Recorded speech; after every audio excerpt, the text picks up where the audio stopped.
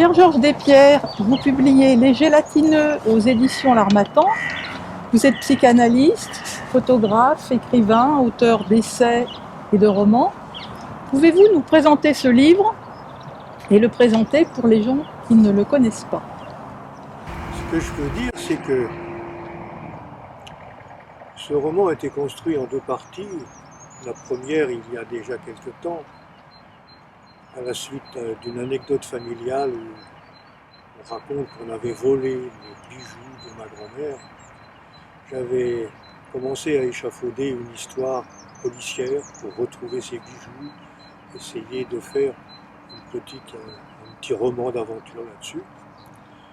Et puis il est arrivé le Covid au mois de février-mars, et nous avons tous été confinés pendant 3 mois, donc j'ai arrêté de travailler, bien entendu, comme beaucoup.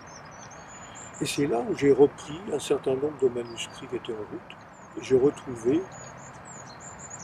ce texte sur les bijoux de Nani qui avaient été volés.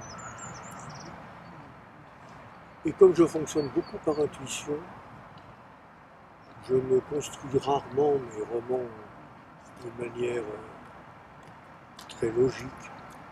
Je m'amuse au fur et à mesure. Il m'arrive même des fois de me lever le matin à 4 heures pour écrire quelques mots afin de ne pas les perdre. Et bien pendant ces 3 mois, j'ai reconstruit ce roman auquel j'ai rajouté, j'ai imbriqué quelque chose qui me semblait avoir un certain aspect métaphorique avec le Covid. C'est quelque chose de la pandémie mondiale qui bouleverse tout, notre écologie, notre mode de vie. Et c'est comme ça qu'à force de retravailler ce roman, de le reconstruire au moins 3-4 fois, j'ai abouti au Gélatineux. Ce titre un petit peu extravagant qui fait penser aux surréalistes. Les gélatineux représentant, si vous voulez, un petit peu ce que le Covid nous fait sentir avec sa pandémie. Avez-vous le désir de parler de choses sérieuses sur un autre ton? Est-ce une autre manière de parler de choses sérieuses? J'écris des choses sérieuses. C'est vrai, pas beaucoup. Mais je me suis rendu compte très rapidement que c'était pas vraiment mon objectif.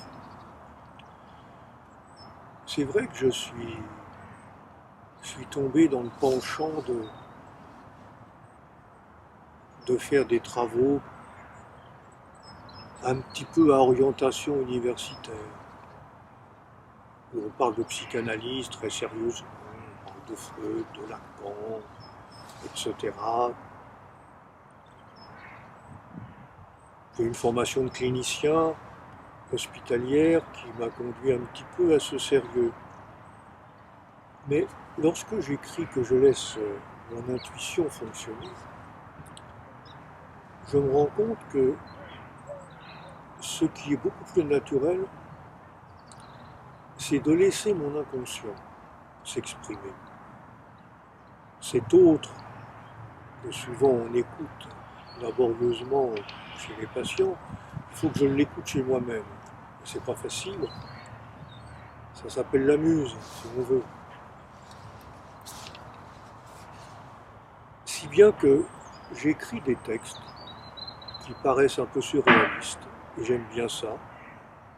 Et dans l'après-coup, lorsque je les reprends, que je les retravaille, que je les corrige, je me rends compte que je pratique sans le vouloir une sorte de vulgarisation de ma discipline, c'est-à-dire celle de Freud, qui m'a imprégné, qui continue de m'imprégner et qui continuera toujours de m'imprégner, parce que l'inconscient est une découverte extraordinaire dont on ne se lance pas. C'est un conte fantastique. Il n'y a pas loin à parler de fantasmes. Ces créatures sont-elles un réel qui envahit la Terre?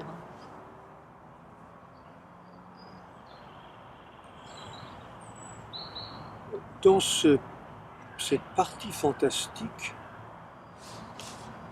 ces êtres qui envahissent la Terre,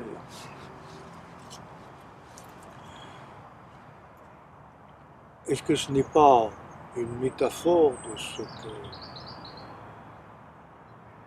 nous supposons les uns les autres que la pandémie du Covid nous fait découvrir?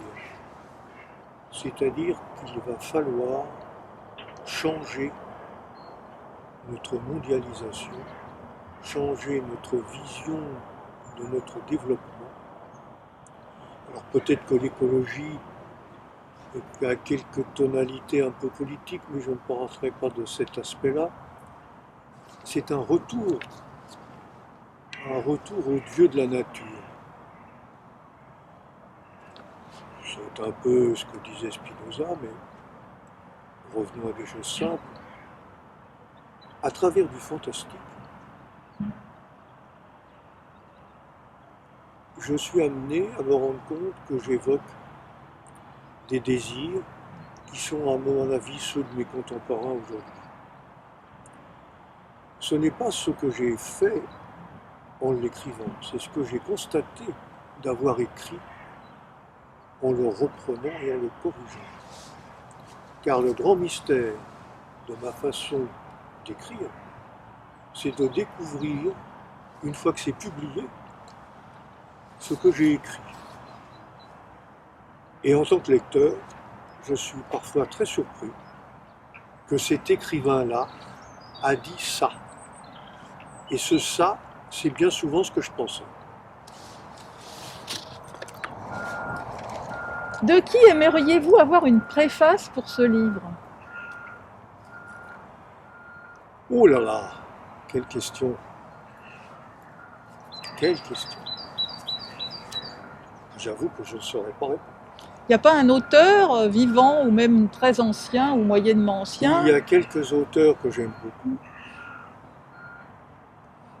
mais qui par rapport à cet ouvrage, à mon avis, n'auraient pas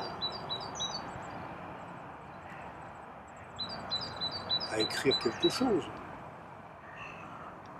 Je pense à Michel Steiner, que j'aime bien, je pense à professeur Cyrulnik, que je ne connais pas personnellement, mais que j'aime beaucoup.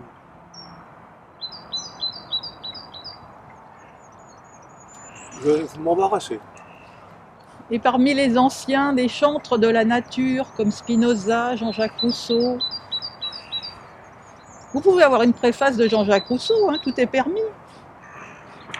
Je vous avoue que j'aime pas trop Jean-Jacques Rousseau. Sa vie personnelle me gêne. Donc dans les anciens, il n'y en a pas un qui vous inspire. Peut-être un poète, peut-être François Villon. Voilà. Pourquoi François Villon? J'adore les ballades de François Villon. J'adore l'écriture de cette époque. Ce personnage qui était en marge de la société, qui dans un certain sens, pour moi, est un Brassens de son époque.